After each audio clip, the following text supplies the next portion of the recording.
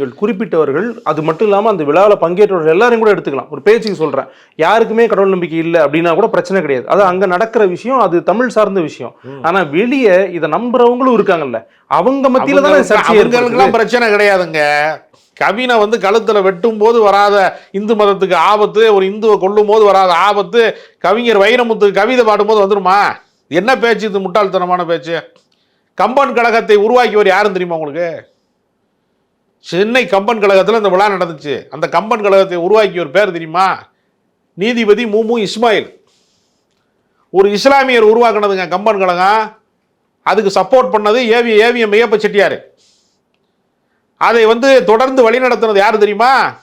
திராவிட இயக்கத்தில் தந்தை பெரியாருக்கு உதவியாளராக இருந்து பின்னாடி வந்து எம்ஜிஆருக்கு கணக்க பிள்ளையா இருந்த ஆர்.எம். வீரப்பன் தான் கம்பன் கழக தலைவர். 3 பேர் போட்டாவை வச்சு தான் விழாவை நடத்தினாங்க.